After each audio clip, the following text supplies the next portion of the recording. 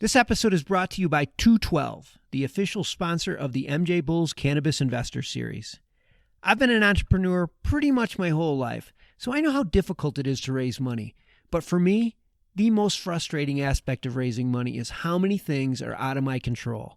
However, there is one thing that you can control, and that's building and maintaining a clean cap table.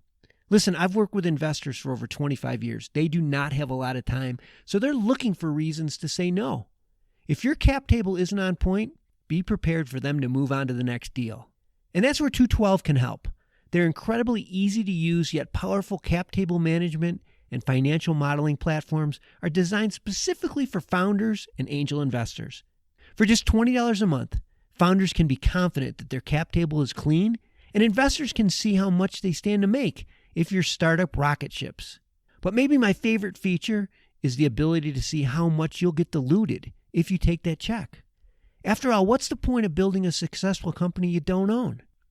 If you're a founder or an investor, you owe it to yourself to check out 212's website at 212.co. That's TWO12.co. And get this, they're giving MJ Bulls listeners an additional 25% off their first year's membership with discount code BULL. Dilution is real, it's complex, and it's expensive.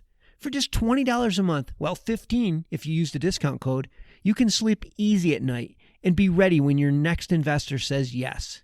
Don't take a chance. Go to 212.co, use code BULL, and never worry about your cap table again.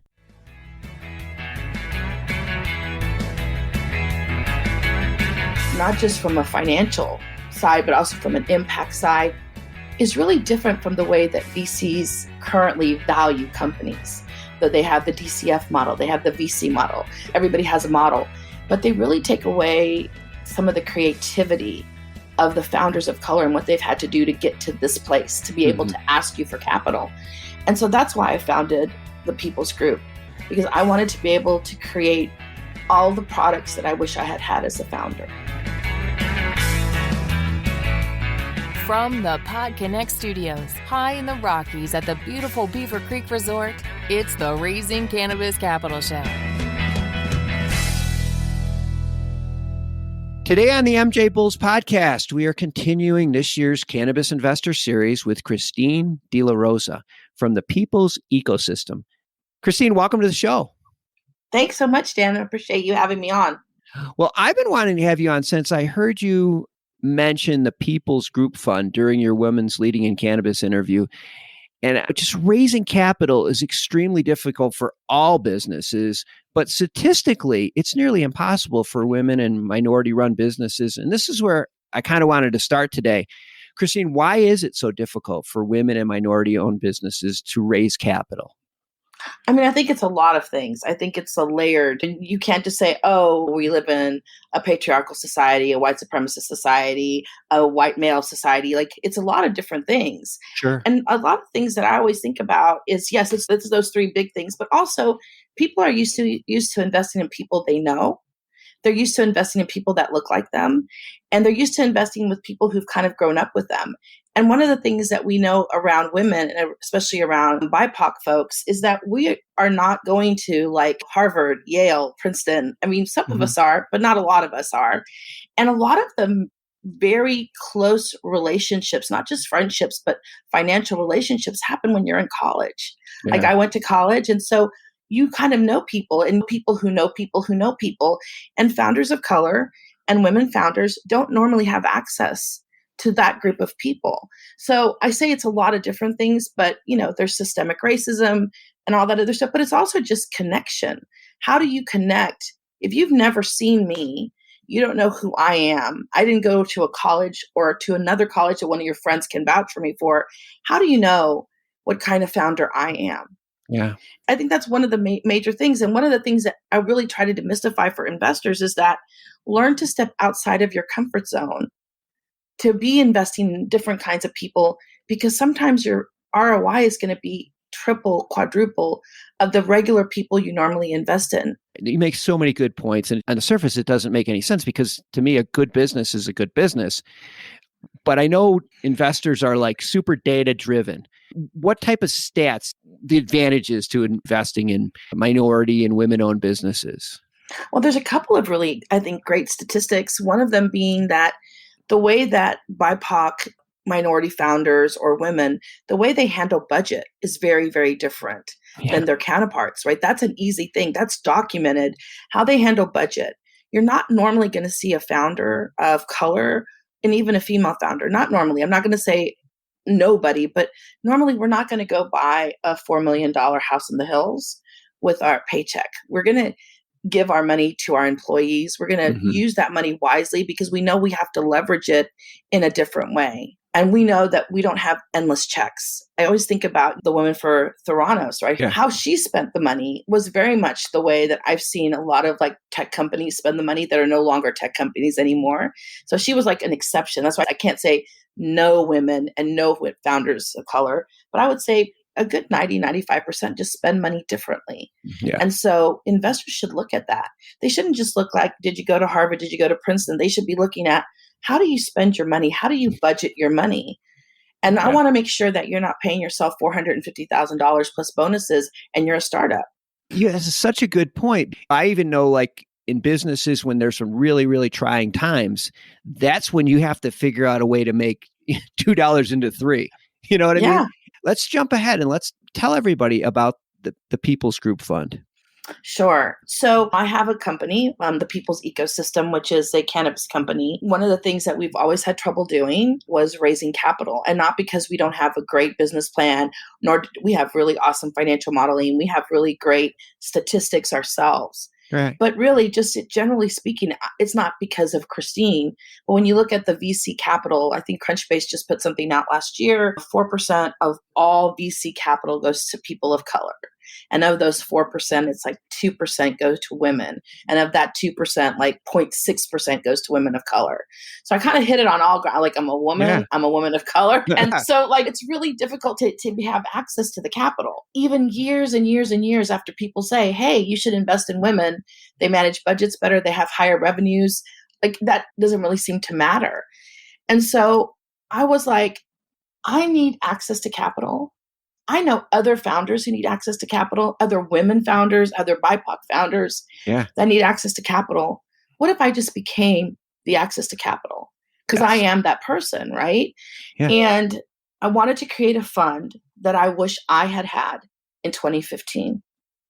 And the way that founders of color and the way that women founders need to be valued, not just from a financial side, but also from an impact side, is really different from the way that VCs currently value companies. Though they have the DCF model, they have the VC model. Everybody has a model, but they really take away some of the creativity of the founders of color and what they've had to do to get to this place, to be able to ask you for capital. And so that's why I founded the People's Group, because I wanted to be able to create all the products that I wish I had had as a founder.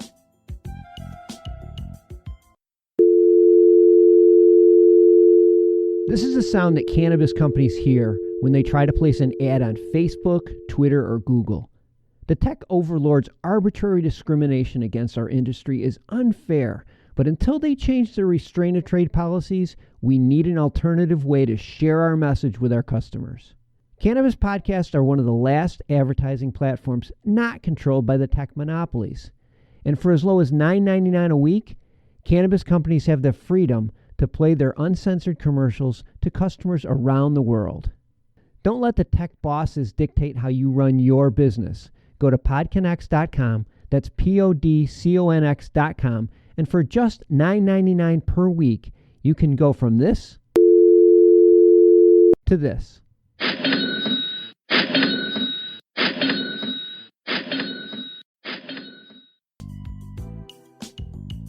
If a company is interested in, getting an investment from you, what sectors are you interested in, and how do they get on your radar?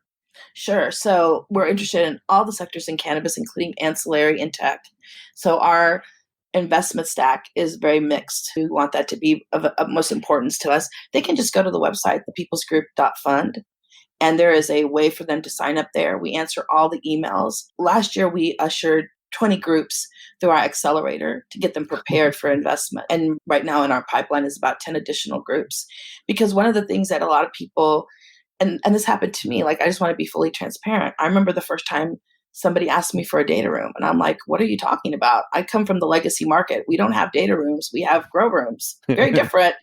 And so when I meet a lot of the founders that are new founders that are coming from the legacy market, they don't have the language and they don't understand the language. So by being able to put them through the accelerator and be like, this is what a data room is. This is what needs to be in the data room, like very explicit needs, not like just saying, oh, you need a data room. Okay, what does that mean? I actually give a class around what is needed in a data room before you get to me. And I'm not expecting you to be fully prepared, Right. but my team will work with you to get your data room. We have an internal due diligence team that works with the founder before it ever goes to the transactional lawyers for them to look at it. So they have everything that they need already. Because that due diligence list that the lawyers give you, it's scary. It's scary. If you've never had a due diligence list, it can be overwhelming.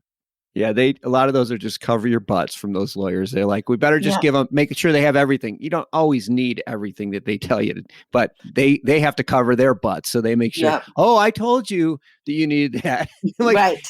Yeah, but you told me 1,000 other things too. Right. I know. Well, for investors that want to participate, are there opportunities for them to participate in your fund? There are opportunities. We're still raising our fund.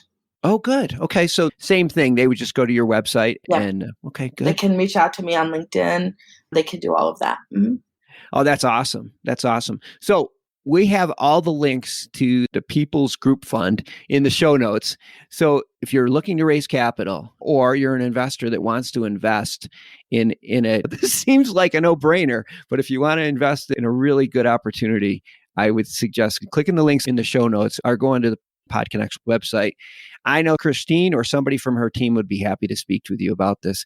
Christine, I wish we had more time. We're going to have to do this again because this is exciting and it's also important that we get this message out. So thanks for being on the show today. Thank you so much, Dan.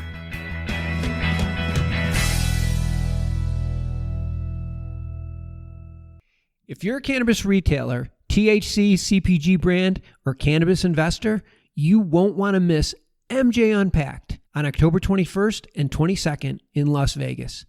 This first ever cannabis CPG trade event is specifically designed to drive commerce and integrate access to capital. This is a rare opportunity to be part of an exclusive group of management level and above cannabis retail and brand executives and accredited investors. Go to mjunpackedregister.com to ensure you're at this premier event. And while you're there, get your tickets to the Blues Brothers concert.